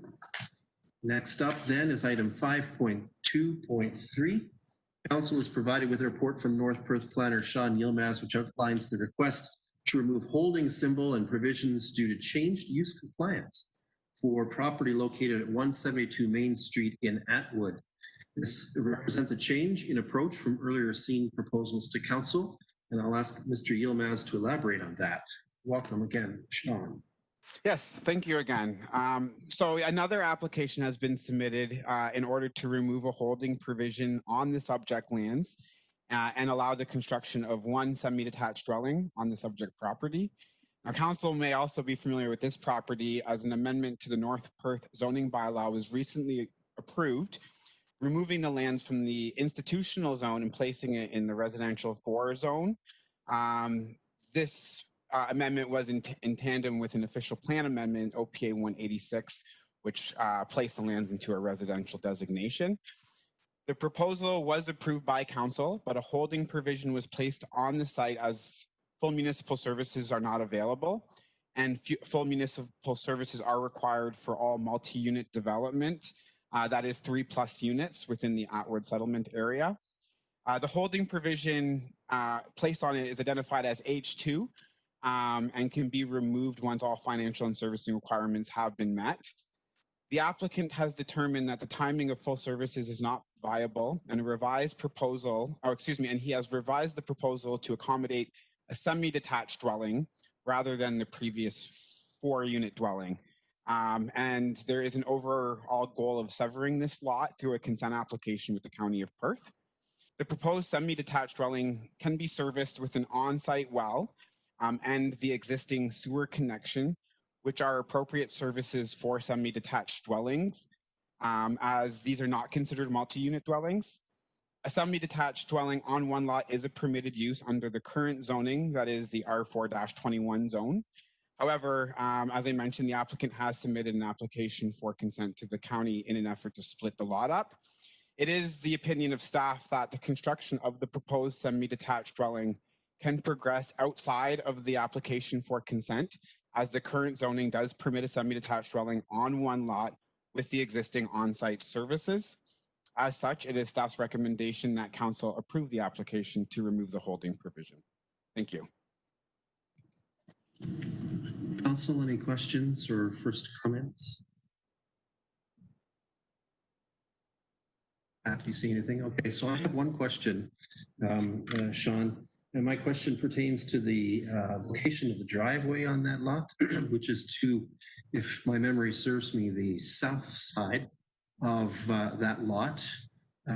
I understood in past discussions that the complexities of trying to secure new driveway access to this property were uncertain in part because of MTO regulations and involvement in a file to that effect. Because it is on Highway 23 through Atwood. And I'm wondering if we are being shown enough information about how they will deal with this should MTO decide that it does not wish to allow consent for either another driveway or a shared driveway in the middle of the property. Any comments on that? I'm not sure if the applicant's online tonight, but my understanding is that he has submitted applications to the ministry to obtain encroachment permits, and that would also help him help the applicant get the water wastewater services to the lot as well. My understanding is they do not have an issue with what is being proposed. I have seen some correspondence that was sent to us from the applicant. But again, I'm not sure if they're online, if they wanted to add to what they've been working with the MTO and how that's been going.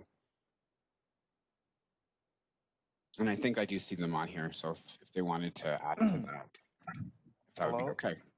Yeah, with council's consent, I think we should hear from Mr. Kerr on this one. I understand he's with us, so welcome, Mr. Kerr. Thank you, Mr. Mayor and council. Over the past couple months, I've secured my entrance permits from the Ministry of Transportation, and there was no issue in getting 2 entrance permits for this site. And we've also obtained our building permit from them, and basically I'm 80% complete of obtaining my encroachment permit that will allow the installation of the second sewer. And that's all I had to report. Yep, thanks, Mr. Kerr. Appreciate that. Any further questions from council? Okay, so I have, again, 2 resolutions, one being a bylaw. Let's start first. That the Council of the Municipality of North Perth approve the application for a zoning bylaw amendment for the removal of a holding symbol affecting property described as Lot 48 and Part Lot 49 of Registered Plan 253, 172 Main Street, Atwood, Elma Ward in the Municipality of North Perth, as the conditions for removal have been met. Can I call on Councillor Rothwell to serve as our mover for that? Yes, I will move. I was going to ask a question, but I'll do that during our conversation. Thank you. Thanks. Okay, and Councillor Seiler, will you serve as our seconder for that? Yes, I'll second that. Okay. Discussion, debate, questions. Let's start with Mr. Rothwell. Thank you, Mayor Todd. Through you to Planner Yomaz, does the municipality not have a bylaw which requires lots within areas served by municipal water to connect to the municipal water system, or is because we have not got municipal water all throughout Atwood, or have we excluded the certain properties? Thank you. Mr. Yomaz? Thank you. That's a good question. So at this point, the water doesn't seem to be feasible to connect the property. My understanding is that there would be a shared well agreement for the interim until water is brought to that area, and at which point they would need to be connected. Okay. Supplemental, Mr. Rothwell? Yeah, thanks very much, Mayor Kiesenberg. So does the applicant understand that the timing of this requirement for a hookup to the municipal water system? Like, is this within the next 2 or 3 years, or do we have a specific understanding of that? And is the applicant aware of it? Thank you. I'm advised by the clerk that the CAO might be the better authority at this point to answer this question. Christelle? Thank you, Mayor. Good evening, Council. So currently, as mentioned by Planner Yomaz, the water does not currently pass by the frontage of this property, which does not require permits. And at this time, we have no plan to run water by this property, having failed with our application through the last round of funding. The MTO project is some time away, is my understanding from our last discussions with MTO for the upgrades to Atwood's Main Street.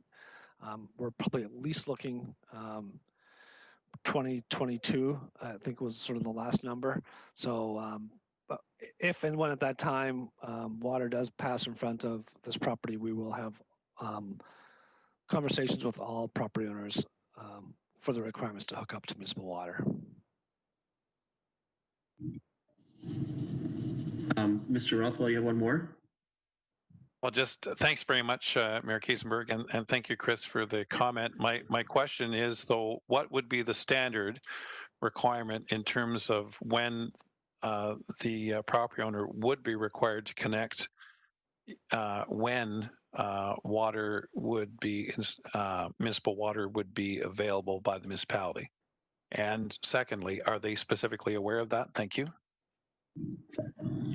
Chris, you want to try that one?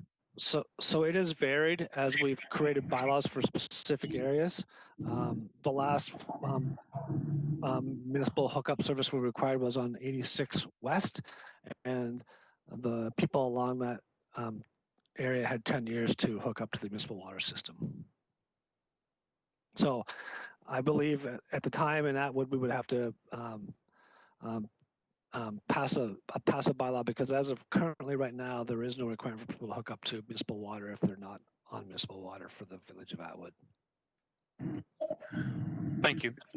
Chris, if I can just make sure I understand. So you're saying that earlier precedent with regards to 986 or Highway 86 is that when water becomes available from municipal source, the previous precedent was that there was a 10-year grace period within which landowners would have to connect. Is that, have I got that right?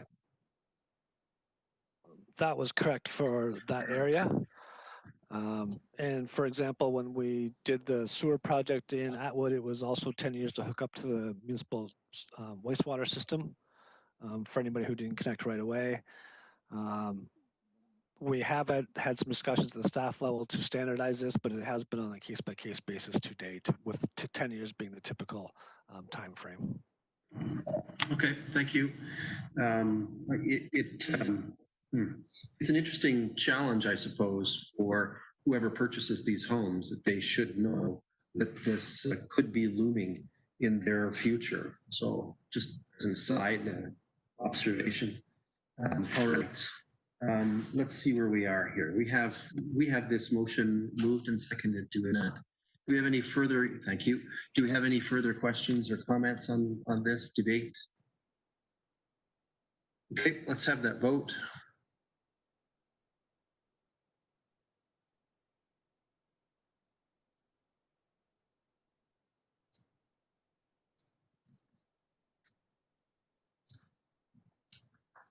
I'm in favor. I was booted off East Drive. Oh, here it comes.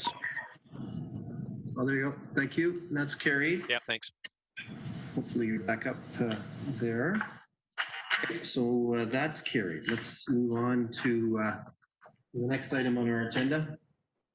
Oh, there's the bylaw. I'm ahead of myself. Perhaps the anxiety of the next item has got me thinking here. All right. We have a bylaw that goes along with this, the bylaw number 153-2020 being a bylaw to amend the North Perth zoning bylaw number 6-ZB-1999 as amended, be introduced, read, and considered read a first, second, and third time, and be finally passed. And that the said bylaw be signed by the mayor and the clerk and sealed with the seal of the corporation. Can I call on Councillor Anstead to be our mover? Yes, I would move that. Thank you. Thanks. And Councillor Andreessen, will you serve as our seconder? Yes, I'll second that. Thank you. Any discussion or debate? Seeing none, let's have that vote.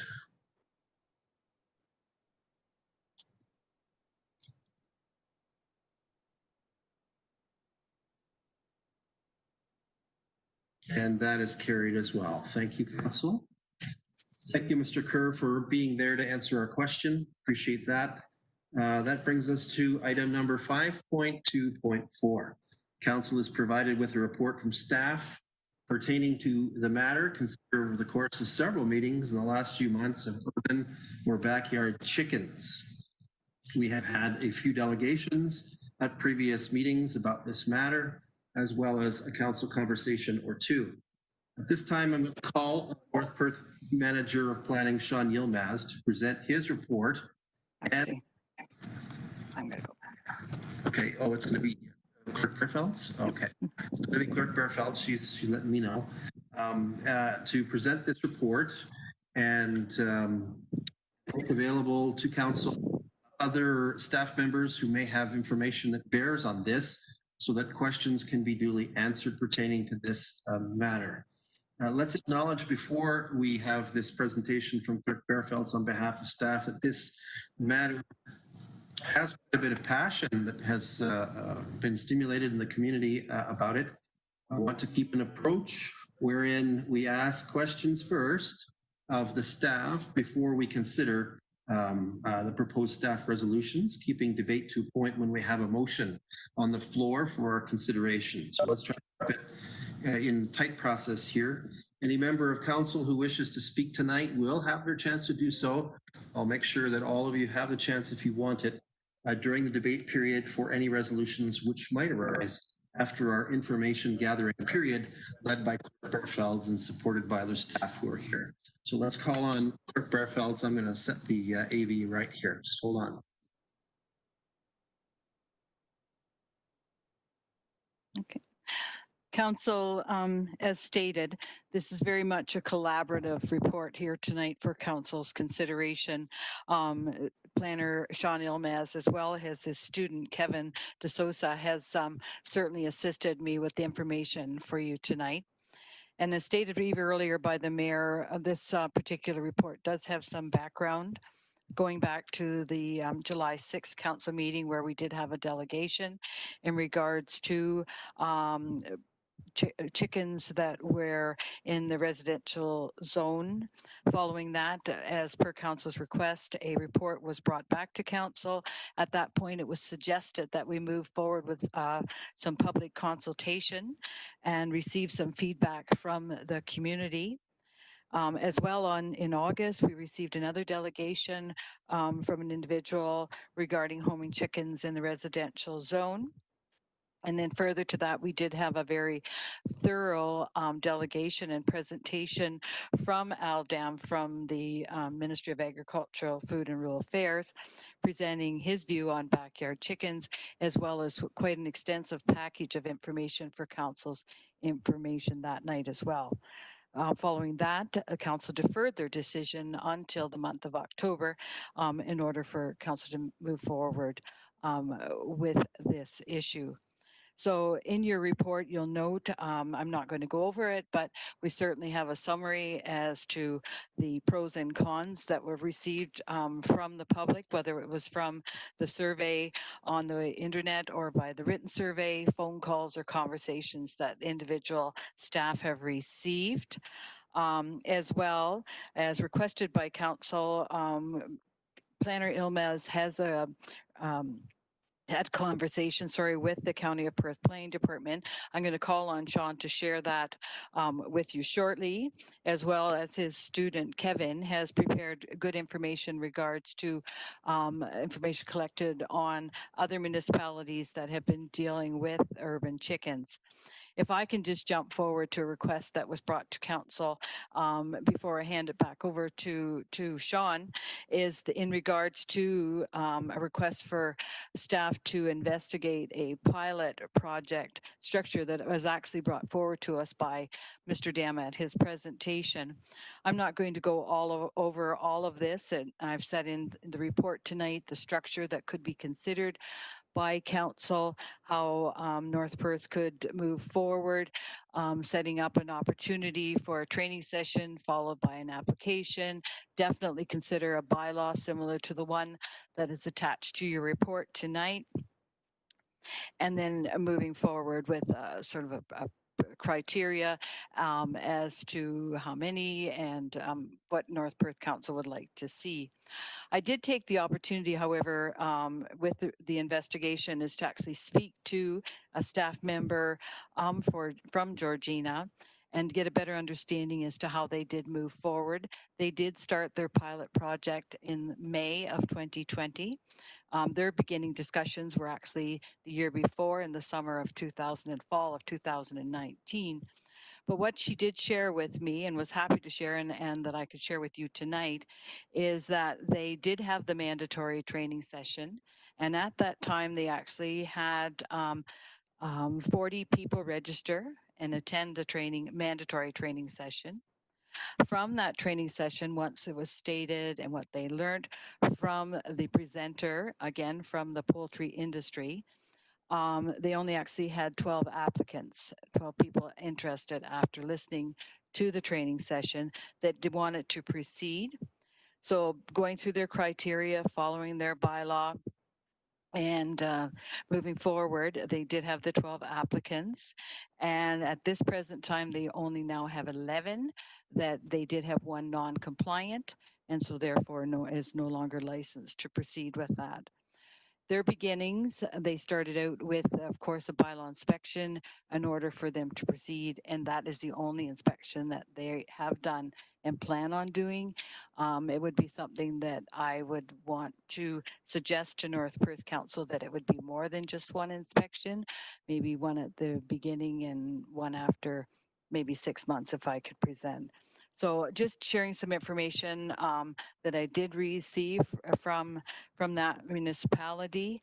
And I think at this time, then I'd like to turn it over to Sean, and he could answer the questions in regards from the planning side of this particular issue. Okay, Mr. Yilmaz, did you want to talk about the planning issue, please? Sure. Thank you. So, as council is aware, the North Perth zoning bylaw does not permit the keeping or raising of livestock or birds in any zone, with the exception of the agricultural zone. Municipal staff contacted the County of Perth Planning Department to discuss if an amendment to the North Perth zoning bylaw effectively permitting backyard chickens in residential zones conforms to the existing policies of the County of Perth official plan, or if this would require an amendment to the County of Perth official plan. So the official plan speaks to the raising of livestock, which we believe is an accurate description of like backyard chickens. Section 5.6.3.1H does not permit the raising of livestock on lots created through the surplus farm dwelling severance policies. So this would effectively rule out anyone from keeping backyard chickens on an agriculturally designated or zoned, or excuse me, end zoned lot, which is used for residential purpose.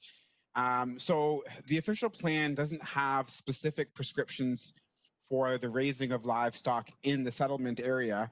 However, the County of Perth Planning Department is of the opinion that if backyard chickens are not permitted on the surplus farm dwelling lots, then they are not intended to be permitted on residential lots within settlement areas either. Should the municipality decide to permanently permit backyard chickens in residential zones, an amendment to the County of Perth official plan is required, which explicitly permits the keeping of chickens in settlement areas of North Perth. Now, this must happen prior to the consideration of an amendment to the North Perth zoning bylaw. However, if the municipality chooses to adopt a pilot project, it is the opinion that an official plan amendment to the County of Perth official plan will not be required, as the County of Perth official plan nor the Listowel Ward official plan explicitly prohibit the keeping of backyard chickens. So a temporary use zoning bylaw should be approved prior to the commencement of any type of pilot project. The temporary use bylaw should also include a specific timeline, which can be up to a maximum of 3 years. And if there's any questions, I could address those as well. Okay, CEO Snell, is there anything from you want to contribute to this? No, as Pat said, I think a lot of staff have had input into this report. And although certainly do understand where the delegations are coming from, I do think this will just be a lot of work for staff, and the costs, as even outlined by us in the report, still may not cover all the expenses. So that is the main reason for our recommendation tonight. It's although not saying never, but this is just one issue where we, as staff, we feel that is not a priority at this time. Okay, thank you. Right, councillors, you may have questions. let's try to keep it pretty out of the debate realm and into the question realm. If you have questions about the reports or what has been presented so far and along through this process that you'd like to revisit, I'd entertain those at this point. Not looking for debate at this point because we don't have a resolution on the floor. Clerk Fairfelds, do you have any questions or that sort of thing at this point?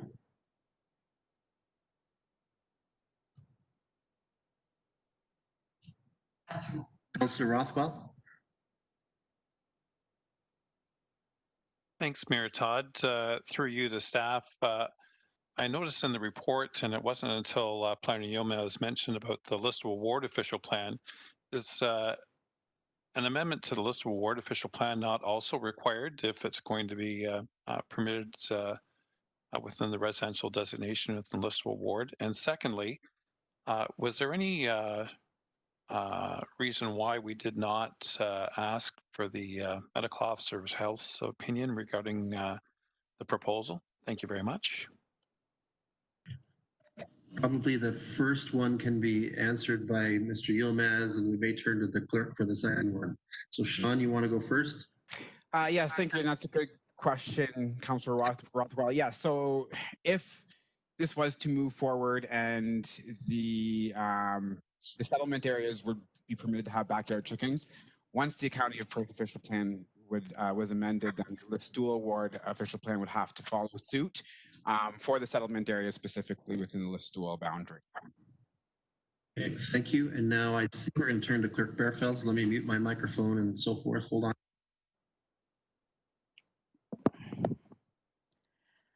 And in regards to a comment from the medical officer of health, basically doing my own research and having gone to the website in regards to livestock and what's presented there without bothering our medical officer of health at this time during COVID.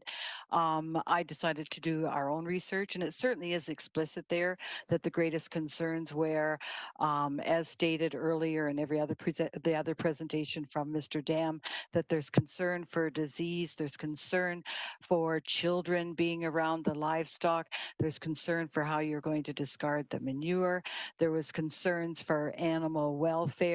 And I think we basically read all of that. And basically what I'm learning from the Medical Officer of Health website and any of my research, the comments would have been very similar. Thank you. Thanks, Pat. Councillor Richardson? Thank you. Through you, Mayor Kaysenberg. I'm just wondering, it was mentioned, I myself was also speaking to a person in Georgina about how their whole pilot project is going forward. According to Mike Hutchison, who is the bylaw enforcement manager, that they did issue 15 licenses, and it's actually going remarkably well. They've had one complaint since it's been implemented, and that was deemed as vexatious at the time. I'm also just wondering, and I do believe that he had said that they had done an initial inspection. I'm just wondering why staff would be recommending possibly additional inspections, possibly at 6 months. I'm just thinking that if mandatory training does go forward, people will have an awful lot of skin in the game. I'm just wondering why additional inspections would be required or even recommended, possibly at the end of the program after 2 years. And at the onset of the program, and what's being proposed is only 10 issues or 10 licenses. My apologies. I'm just wondering why that increase in level of inspections would be requested. Thank you. Okay, I'm going to ask the clerk again. Just let me set my audio settings properly. Yeah. Okay, so, and speaking with the actual licensee of the municipality, she did state that it was 12 and there is only remaining 11, and that was just last week. But in regards to the inspections, I think that's really up to council's decision. I think as a North Perth staff, our recommendation was there definitely would need to be an inspection at the beginning, similar to someone building a a home. And because it's a new pilot project and making sure that everything is happening the way North Perth would want it to be, I deemed the fact that having an inspection 6 months into a new pilot project would deem necessarily only for making sure that everything was compliant. It could be something very similar to other inspections that we do, only hoping everything was, as I said, compliant, and it could be very quickly done. But I think just for the satisfaction for all the residents of North Perth that may have other concerns, that we could honestly say then, yes, it's been inspected, everything is compliant, North Perth has no concerns.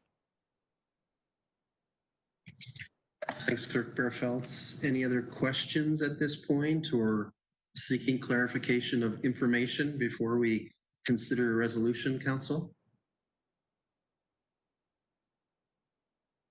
Okay, I have a resolution found in the report, which is for consideration tonight. And the resolution reads as follows: that the Council of the Municipality of North Perth will not take any action on matters related to residential or what do we want?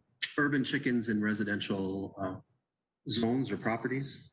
And further, that poultry will only be permitted in an agriculture designated area.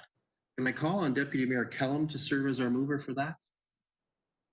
Yes, I'll make that motion. Thank you. And Councillor Johnston, will you second that? Yes, I would love to second that, Mr. Mayor. Thank you. All right, Council, discussion and debate time. Here's your chance to say your piece. Let's build a list here. Clerk Bearfeltz. We have Councillor Behrens. Would you like to start? Oh, Councillor Behrens, let's start with you. Just a quick comment.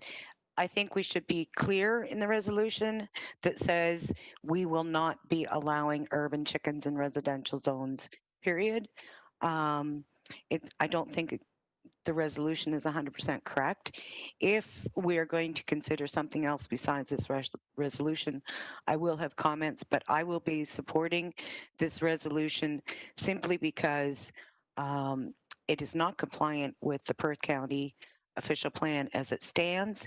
And one of the motherhood statements in the Perth County official plan is to support and protect our agricultural community by protecting our agricultural agri-food network. And I believe that is what, as people who live with the farmers at this point, should be doing. Thank you. Thanks, Councillor Behrens. And that's what I was trying to get at too, was that I felt the resolution was incomplete. So let me read what I've said and just make sure that our mover and seconder are okay. The Council of the Municipality of North Perth will not be allowing urban chickens in residential zones in North Perth. And further, that poultry will only be permitted in an agriculture designated area. Does that seem clearer? Julie, since you raised that one, does it seem, first of all, does it seem to meet your concerns? Yes, that sounds better. Thank you. Okay. Is this okay with Deputy Mayor Kellum? Are you okay with that wording? Yes, I am okay. Thank you. And Councillor Johnston, you okay as seconder? Yes, I am. Okay, so that's the resolution that we have. Let's go to our list then. Councillor Johnston is next. Thank you, Mayor Todd. North Perth is a world-class agricultural community, and we have some of the province's best poultry farms, chicken, turkey, eggs, and some of these farmers have millions invested in those farms. They do a great job of raising their chickens, raising those eggs, gathering eggs, everything like that. And with the safety of those families and those flocks in mind, tonight I'm putting the farmers first, and I will not be supporting any urban chickens. I will be supporting this motion as it's on the floor. Thank you.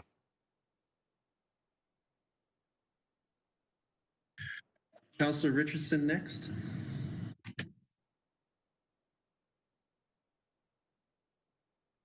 Oh, my apologies. Thank you, Mayor Kasenberg. Obviously, if you're looking at the results of the survey, and even though some people need to be educated a little bit, the education that is provided for the pilot project was actually put together by Al Dam. That was the first one that they had done from OMAFRA. With proper education, a lot of the I guess the air of disease and everything, that there's a lot of things that can happen, but a lot of that can be mitigated with proper education. I do believe that I would be in full support of a very limited pilot project. I'm not in support of not doing anything at this point in time or totally disallowing them, as I feel I've spoken to a lot of people who would like to see this in a very limited capacity. Proper education, there's an awful lot of checks and balances that need to be in place in order to go forward with it properly. I do believe that the time has come that even on the heels of being a world-class, and I agree 100% world-class agricultural hub that we have that, I just don't think that by having, I guess, so to speak, legal chickens within the municipality of North Perth, of which we all know that some exist already, that I would like to think that with legal proper education and educating the public about the safety of proper animal husbandry, that I think that this pilot project could be a success going forward. And out of all the municipalities that have initiated pilots, there has only been one that has declined to actually go through the motion and adopt it into their legal framework going forward after the pilot projects, and municipalities are a lot larger than ours. So I will not be voting for the motion as it is tabled before us. That I do believe that the pilot project that has been coming forward, that I think we would be well adapted to move forward with the pilot as it's proposed. So, but thank you for your time.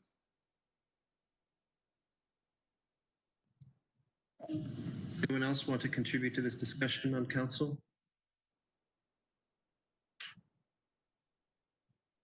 Okay, and I'll say my piece on this one. The council will indulge. We've heard the arguments for and against, and this is an interesting decision that council has had to make. It is particularly interesting because there's a little bit of a context in my backstory that affects the way I looked at this initially, and I want to tell that story briefly.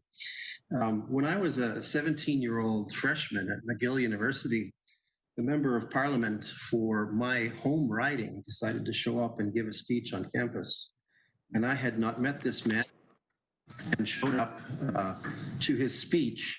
And after his speech, I tackled him on an issue of the day that the federal government was evaluating, giving him my strong opinion at that time. He said to me, and I'm quoting, "Son, you need to trust your politicians. We know better than you do." And at the time, I was absolutely irate that our elected officials were not going to hear, even though I was not even voting age, the position and opinion of someone who had taken some time to look it over and formulated an opinion that I wanted to have shared, and it was dismissed very quickly. Let me turn to the things that are on my mind. We are only arguably an urban center, and then really listable. Really, though, we are the heart of agriculture, as Councillor Johnston has said. And with that comes a set of variables and a way of thinking about this issue that can rightly be blind to how Toronto or Ottawa or Guelph, Kitchener, which are much larger centers, think about this issue. So for me, the risk to the many outweighs the wants of a few. The pilot system proposed is inadequate, in my opinion, to the task of recovering the full costs associated with the education and the inspections warranted, which should be more frequent than has been proposed, in my own opinion. Should we do this? Should we allow urban hens? We would want all costs incurred recovered from the owners, and I am quite opposed to asking for any subsidy from the whole tax base for this particular hobby. Many living now in residential areas came here understanding that they would not be living next to those with chickens, and the risk of other consequent unintended visitors, smells, and various management issues. I believe there are some farms with free-running chickens where our youth can gain experience with live poultry if that's the basis of the argument.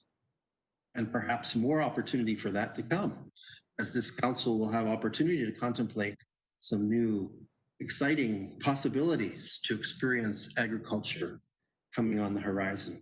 So for these reasons, Strangely, I find myself getting to eat the anger and the words that I spoke back at that MP when I was 17 years old, the 17-year-old Todd Kasenberg. Our survey, and arguably it is biased, may say that there is a slight favorability towards urban chickens in North Perth, but at this time, I do feel, quite honestly, that I have seen more of the facts and heard more of the arguments than most of those who responded to that survey. While I know that will upset some, as it upset me all those years ago, for the greater community good, I choose not to make the current bylaw more permissive and will be voting in favor of this resolution, which will keep the current bylaw provisions intact. Anyone else wish to speak on this one? Let's have the vote.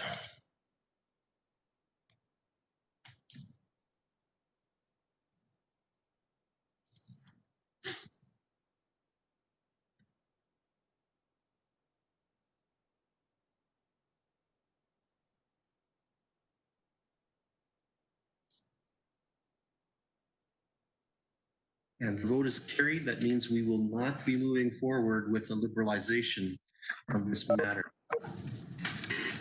Thank you, Council. That actually went more rapidly than I expected. We have no indication of reports for Council from our Recreation Department as item 5.3, but I know that they've been working very diligently on our behalf with regards to preparing for the hockey season and supporting the track coming back online, the walking track at the Kerr complex. So my appreciation to all of those in the Recreation Department. At this point then, let's turn to item 5.4, reports from Treasury and Finance Department. As item 5.4.1, Finance staff has brought forward for council review of accounts as of October 19th, 2020.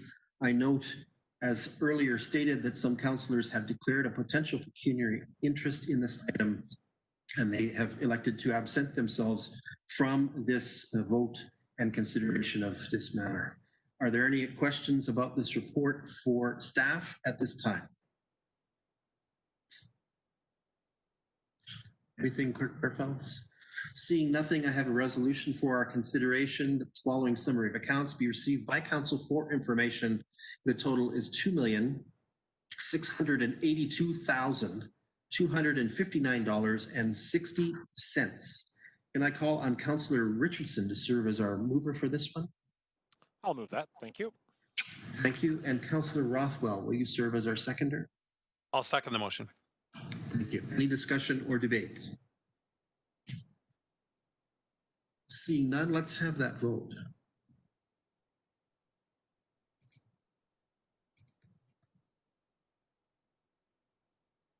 And that is, I think that's carried. That's the number of people who should be voting for that one based on our declarations. Thank you. As item 5.4.2, Council is presented with a draft of a bylaw authorizing an agreement with the Moncton Kinsmen Club related to that organization's commitment to fund in part a playground refurbishment in Moncton. I'll invite Treasurer Hale to address this item. Ms. Hale. Thank you very much, Mayor Kasenberg, members of council. This evening, I just am bringing forward the work that our interim manager of recreation facilities supervisor, Amy Gangle and Steve Wolf, have been working with the Moncton Kinsmen Club. They've made arrangements for the equipment in the Confederate playground to be removed, and the Kinsmen Club has generously donated $20,000 over the next 5 years, as you can see.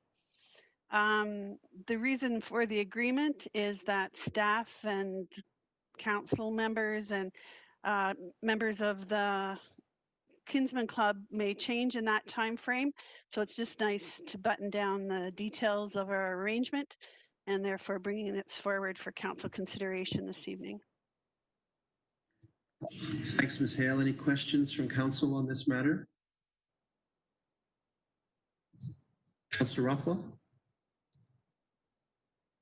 Thanks, Mayor Todd, and through you, thank you for the report, Fran, and certainly thanks to Amy and the recreation staff, Steve Wolf, and so on. I'm on the Elma Logan Recreation and Arena and Park Committee. There's a lot of excitement to hear that the Kinsmen have stepped forward in a big way to support that community, which they always have, and look forward to seeing the old go and the new come. And I'm sure there'll be lots of excitement in Moncton as this happens. Thank you.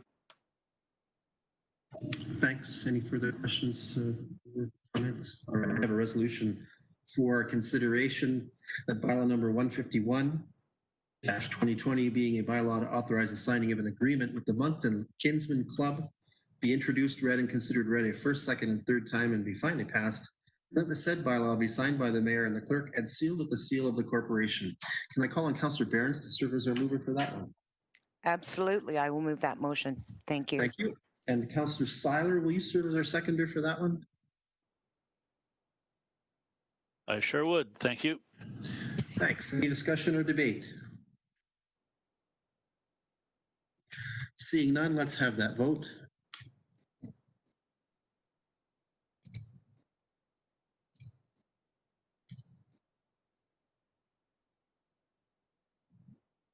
And that is carried. And I'll say from the chair, special thanks to the Moncton Kinsmen Club for this very generous contribution to your community. Next up then, we have no reports tonight from our managers of environmental services and operations. And we have no report from our fire chief tonight, which brings us to item 6 on our agenda.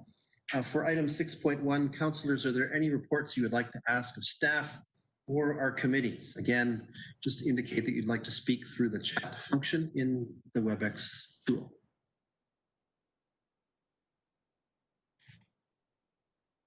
Anything, Clerk Bearfelds?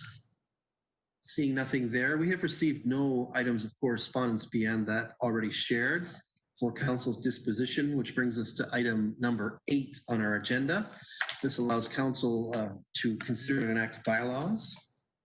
For item 8.1, we have for our consideration a bylaw draft to appoint a building inspector. Let me read that resolution for you. That bylaw number 137-2020 being a bylaw to appoint a building inspector be introduced, read, and considered read a first, second, and third time and be finally passed. And that the said bylaw be signed by the mayor and the clerk and sealed with the seal of the corporation. Can I call on Councillor Andreessen to be our mover for that one? Yes, I'll move that motion. Thank you. Thank you. And Councillor Anstead, will you serve as our seconder? Yes, I will second that. Thank you. Thank you. Any discussion or debate, comment from the clerk? I don't know. Do they want an explanation?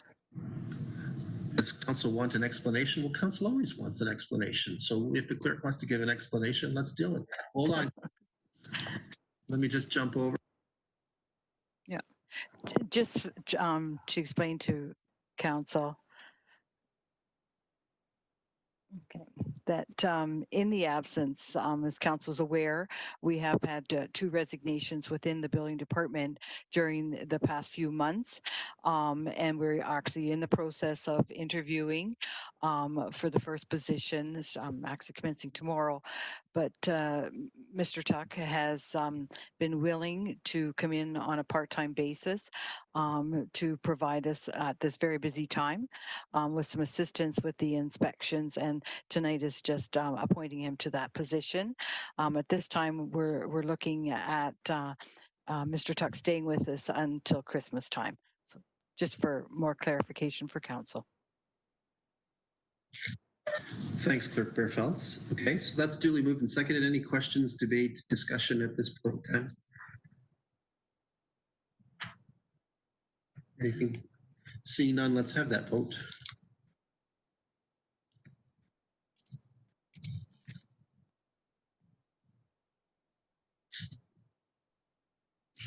And that is carried. Thank you. We're now at item 9 on our agenda. Are there any notices of motion from councillors attending this evening?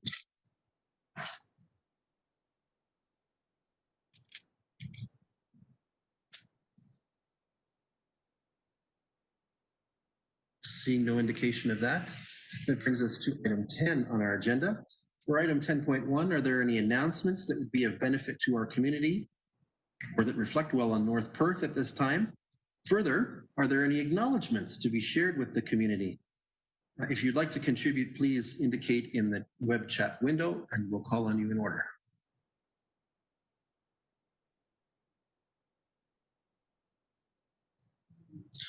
Amy, Ms. Gangle, Recreation. Thank you, Mayor Kaisenberg. I just wanted to let the council know that beginning today, the new playground for the Confederation Park playground is going in. So we look forward to seeing that in the coming days.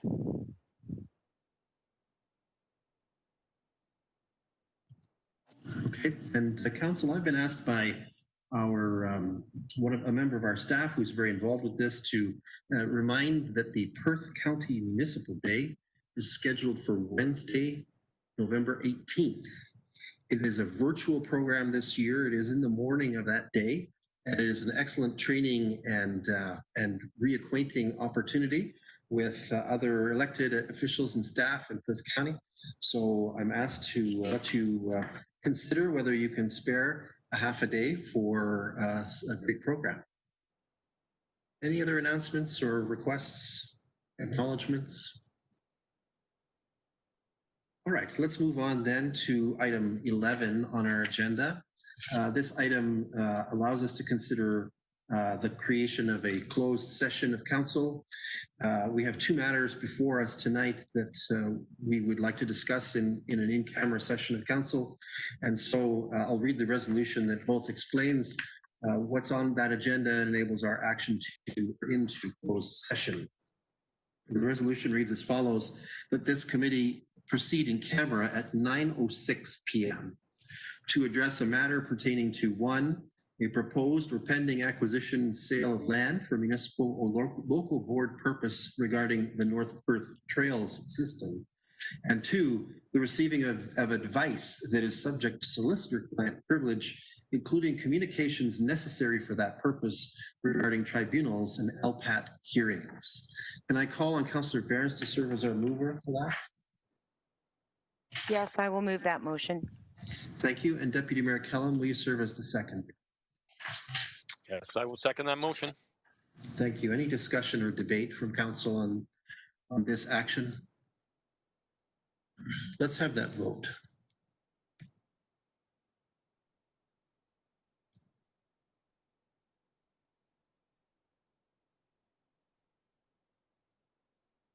And that is carried. So we will adjourn from our regular council meeting for the purposes of entering into a closed session. This requires staff who are on the call who do not need to participate to exit the call at this time, as well as any delegates. And our IT manager will be adjusting the framework for us in a few moments' time. So council, please stay with us, and we'll get things queued up so that we're in a closed session. We'll just hold on.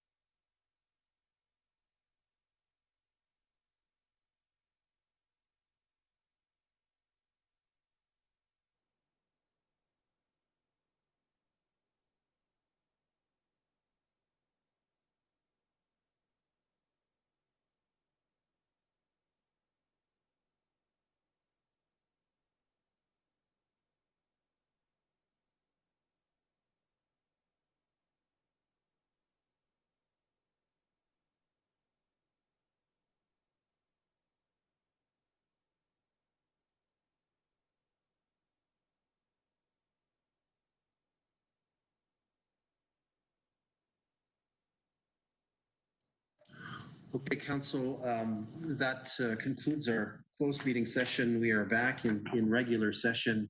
I don't believe we have anything to report on our discussions in reporting out under agenda item number 12 at this point, which moves us along to near the end. Council, as a mandated good practice, acts near the end of its meeting agenda to confirm all of its actions and business of its meeting through what's called the Confirmatory Bylaw. I have a draft of that here for consideration. With bylaw number 154-2020 being a bylaw to generally confirm previous actions of the Council of the Municipality of North Perth, be introduced, read, and considered read a first, second, and third time, and be finally passed. And that the said bylaw be signed by the mayor and the clerk and sealed with the seal of the corporation. Can I call on Councillor Behrens to be our, no, confirmatory. I can't do that. Hold on. Councillor Johnston, can I call on you to be our mover for that? Yes, I would move that. Thank you. And Councillor Richardson, will you serve as our seconder? I will second that. Thank you. Thank you. Any discussion or debate on the confirmatory, noting that there are several councillors who will not be voting in this one? We're not using e-scribe at this point, or are we? Okay, so are there any opposed? Okay, that's carried. Thank you. That means that we've completed all the deliberation and taken action on the business that has come before us tonight. Before I read a motion to adjourn, is there any further business from any council? Seeing none, I have a resolution to adjourn, which reads as follows: that the council meeting adjourns at 9:57 p.m. to meet again for general council business on Monday, October 26, 2020 at 7 p.m. Can I call on Councillor Behrens to be our mover for that one? Yes, I will move that motion. Thank you. And Deputy Mayor Kellum, will you serve as our seconder? Yes, I will second that motion. Thank you. Are there any opposed? Seeing none, hearing none, that is carried. This meeting is adjourned until Monday, October 26th, 2020. Thanks all. Have a good night.